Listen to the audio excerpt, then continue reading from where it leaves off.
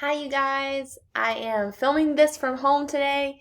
Um, I don't know if you saw my message, but I'm officially quarantined this week. I am not sick, but I was around someone who was, so my kitty is really enjoying me being at home to hold her whenever she feels like it. Um, but anyway, I wanted to get on here and talk to you guys about the upcoming assignments for this week. So you have one more essay building assignment. It's due on Thursday of this week. And then your final submission of your paper is due Monday. So you have a whole week before the final submission. And the essay building assignment that you're turning in by tonight, honestly, it writes almost the whole paper for you. You'll have most of the paper completed by the time you finish that first essay building assignment. The second one that's due on Thursday really builds out the second half. So let me explain what's going to happen there. I have opened the document here, so hopefully you can see it on your screen. But as I said here in the description, in essay building part 1, you generated, or that should say 2.1, you generated most of the material that you need to build the body paragraphs of your essay, which included making your topic sentence, finding your evidence or your details, and then analyzing those details by asking a good question like why are they included, what do they mean, what's their significance, etc. And then that provides you with your answers or your analysis of those very same details. So that information you already pretty much got together. What's left for your paper really is your introduction and your thesis. Introduction and thesis statement, the very beginning of the paper.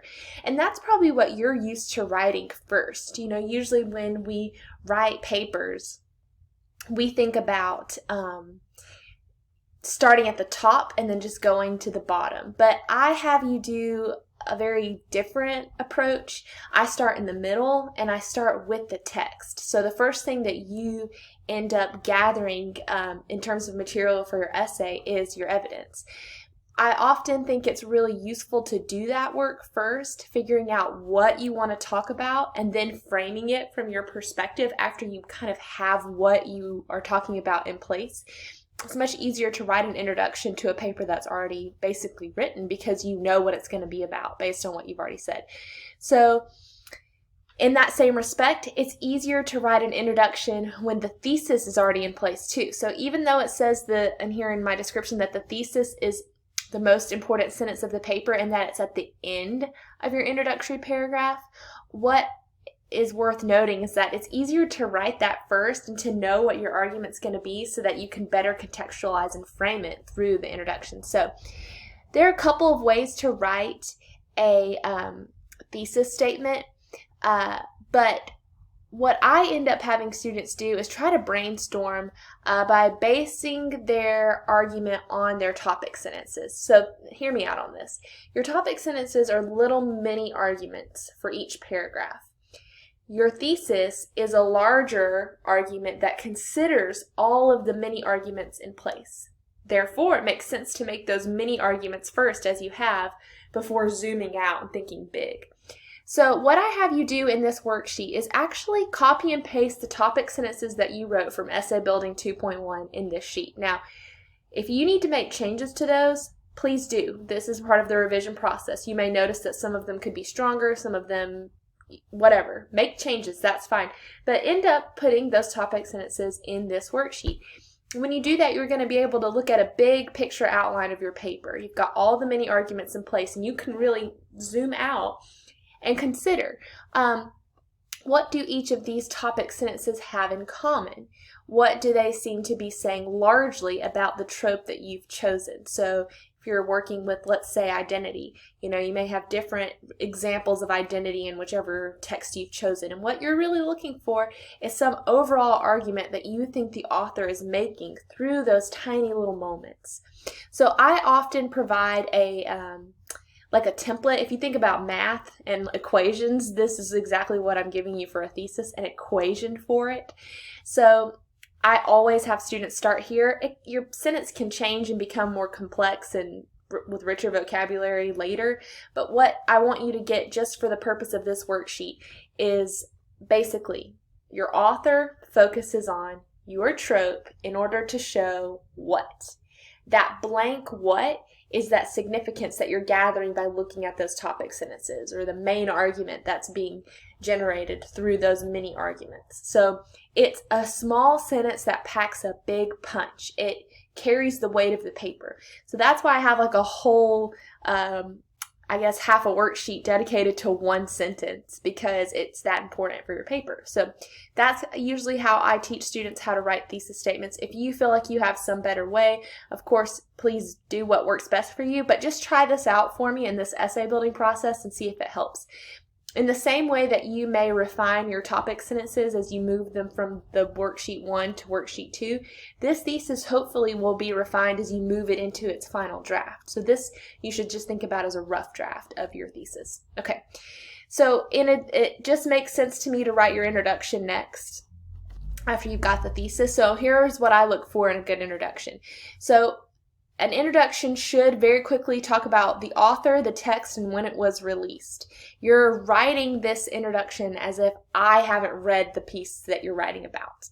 So I always say write this to your grandma or write this to your mom. This is like the basic premise that you're describing of the text that you have decided to write about. So if you're writing about The Witch, this is where you briefly describe, okay, it's a Puritan family, it's a horror film, the girl becomes a witch at the end, the baby gets stolen, whatever pertinent details you think someone would need to know who hasn't seen it, that's what you're including here.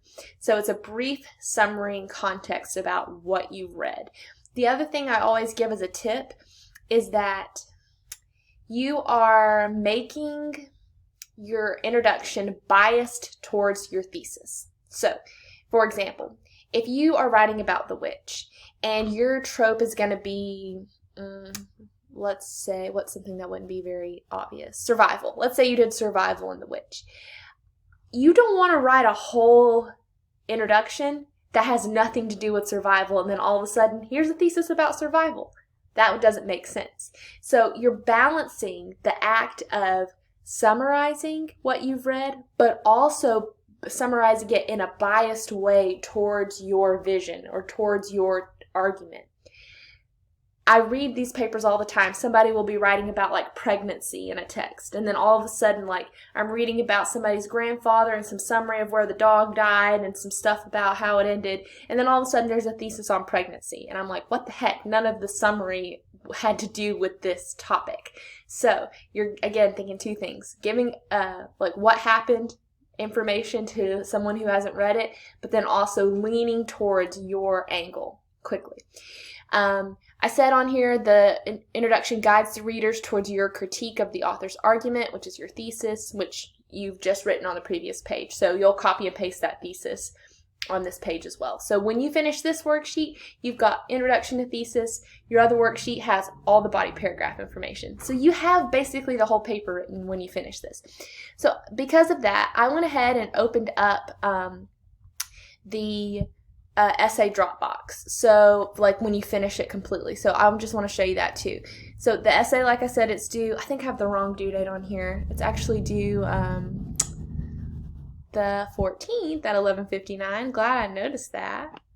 But I also have a checklist before you turned it in. So I'm going to jump over there really quick too. So this video right now is for the whole week, because it's going to cover what you're doing for Thursday and then what you'll want to do before you actually turn in the full paper. So you're going to put it all together in MLA format. I included a link here to the Writing Center website if you've never used MLA format before. I'm pretty sure you all will have at some point. The basics are that you need 12-point font, MLA format, double-spaced. Those are the basics, but the link from the Writing Center is useful.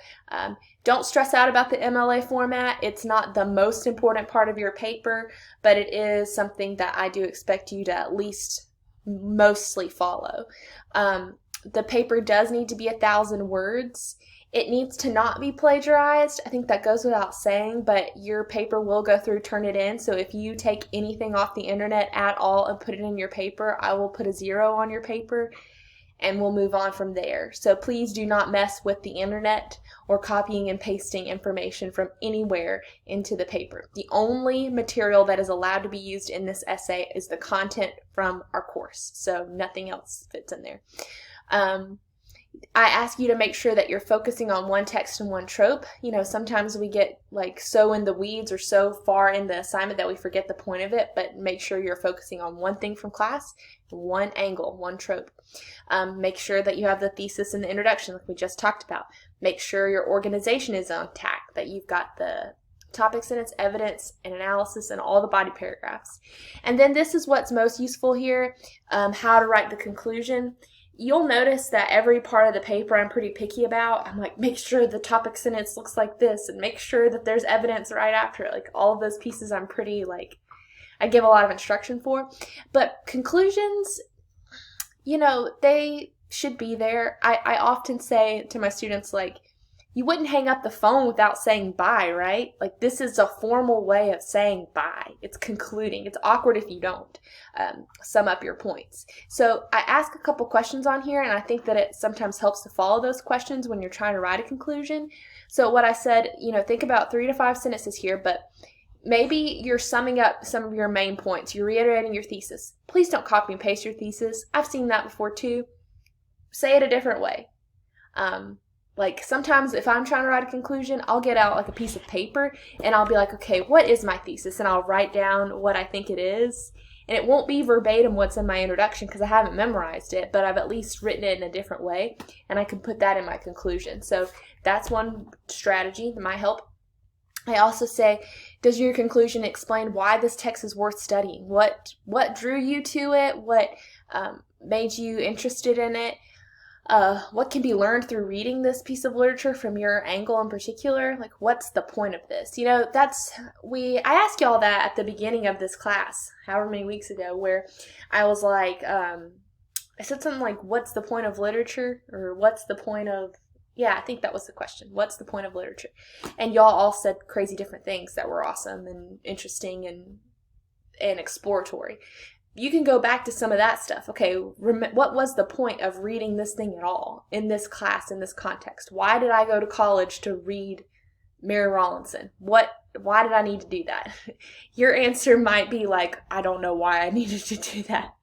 But it's push yourself then to think, okay, if this doesn't seem important to me, why is that? Like what needs to be gained from it? Why would my professor choose it? Even if I'm not able to see exactly a reason, what might have been her reason or my reason for having you read it. So it's, again, not the most stressful part of the paper necessarily. It's kind of just the thinking back, reflecting, formal way of concluding your thoughts. So that's all I'll say about conclusions. Just make sure you have one and that it does something.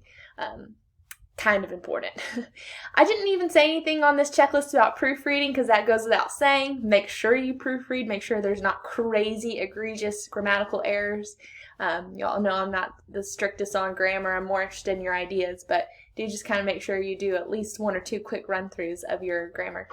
But that's it, y'all. So then after you finish this, when you submit it next Monday, we're done with this unit. Yay! So we'll be moving on to Unit 2. Unit 2 has less content. I think there's just a film, a book, and kind of like an essay. So it's a whole novel is coming up. So it'll be a different sort of experience. Instead of reading something mini and new each time, we'll be looking at something longer. So I look forward to getting that content up and ready for y'all. But for now, we're just wrapping up this first essay. So I'm on email all week. Please let me know if you have questions. Like I said, I am going to be home this week due to that darn COVID exposure, but I'm healthy so far, so hoping to stay that way. So, all right, you guys, y'all take care and let me know if you need anything.